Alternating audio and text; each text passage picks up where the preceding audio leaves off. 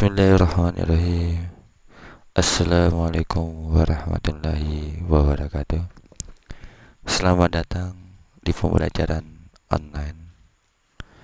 Pada kesempatan ini, Bapak akan menjelaskan tentang produksi kerajinan dan metode produksi serta keselamatan untuk pasar lokal. Tahap pertama adalah produksi kerajinan. Tahapan produksi secara umum terbagi atas pembahanan, pembentukan, perakitan, serta finishing.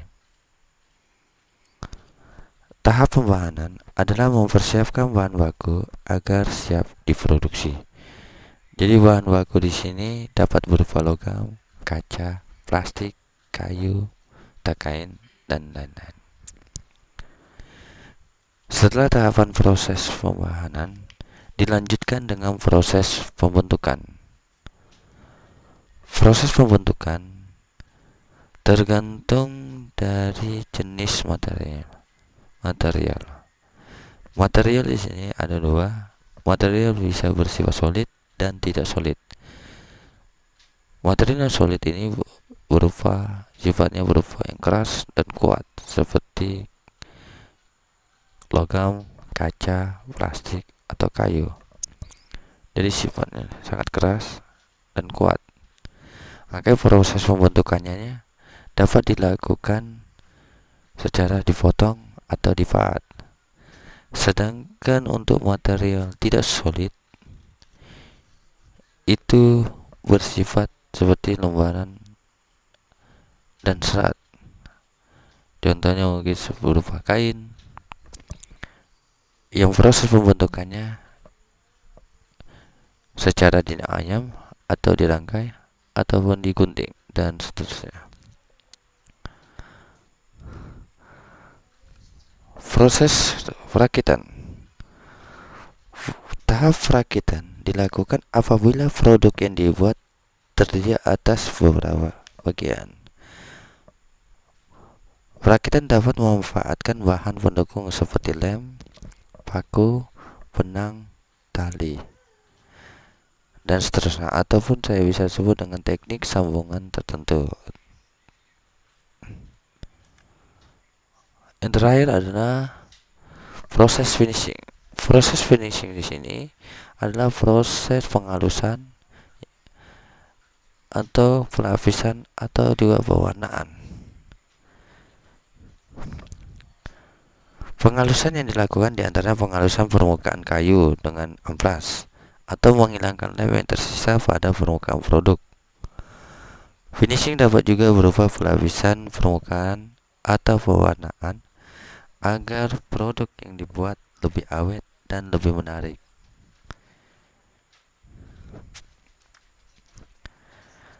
Tahap selanjutnya adalah metode produksi. Produksi dapat dilakukan dengan metode tradisional. Yang kedua adalah metode modern. Metode tradisional di sini yang pertama adalah satu orang melakukan setiap tahapan produksi. Yang kedua, kurang tepat digunakan untuk produksi dalam jumlah banyak karena produk yang dihasilkan sulit mencapai standar bentuk yang sama.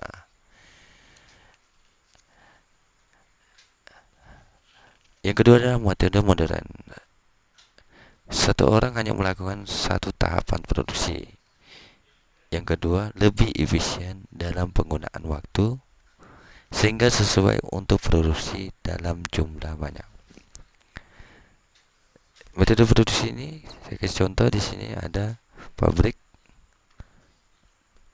yang menggunakan metode modern, pabrik mesin jahit. Di sini sudah menggunakan alat-alat yang canggih, teknologi modern, sedangkan yang tradisional itu masih menggunakan alat-alat tradisional.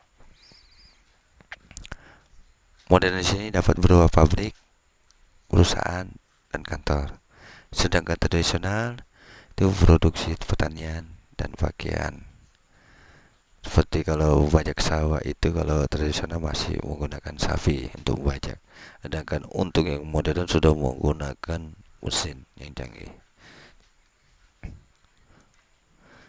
Yang ketiga adalah tahap keselamatan kerja. Keselamatan kerja itu sangat penting untuk kelancaran produksi. Keselamatan dan kesehatan kerja atau disingkat dengan K3. Penerapannya untuk mencegah terjadinya yang pertama adalah kecelakaan kerja, yang kedua penyakit akibat kerja, yang ketiga adalah kebakaran.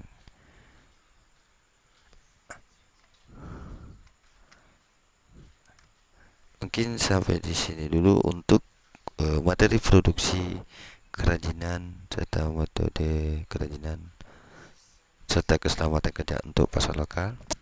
Di sini Bapak akan memberi tugas kepada siswa. Yang pertama adalah tugasnya seperti contoh, tuliskan nama, kelas, serta kegiatan produksi. Kegiatan produksi ini ada 4 yang saya sudah jelaskan. Yang pertama adalah pembahanan, yang kedua pembentukan, proses perakitan, serta proses finishing. Ini ada contoh.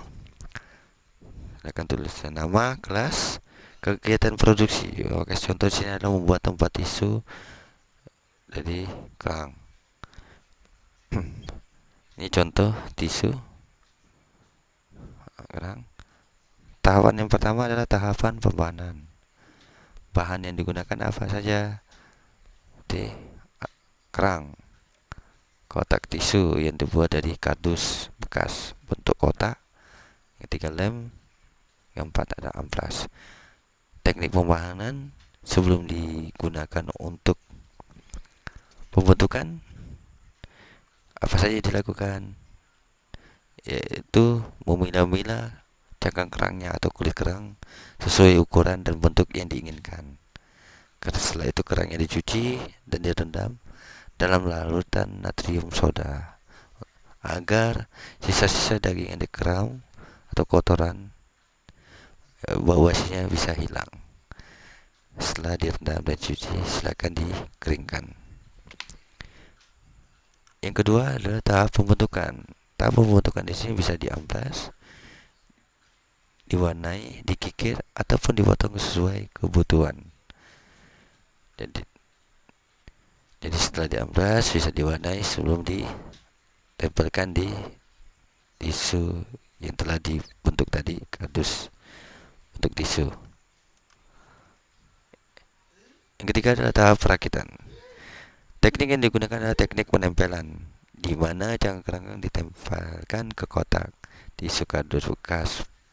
Jadi kardus yang sudah dibentuk dalam seperti kotak, membuat seperti bentuk tisu kotak.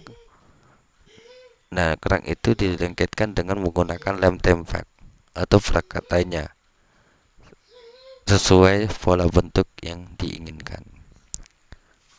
Itu tergantung dari kreatif siswa. Yang terakhir adalah proses tahap finishing. Tahap finishing ini adalah untuk mempercantik, yaitu dengan menggunakan amplas. Amplas ini digunakan untuk menghilangkan lem-lem yang tersisa pada saat melengketkan cangkang kerang atau kulit kerang pada tisu, tempat tisu. Jadi, pada permukaan produk, dan juga dapat memakai vernis untuk mempercantik.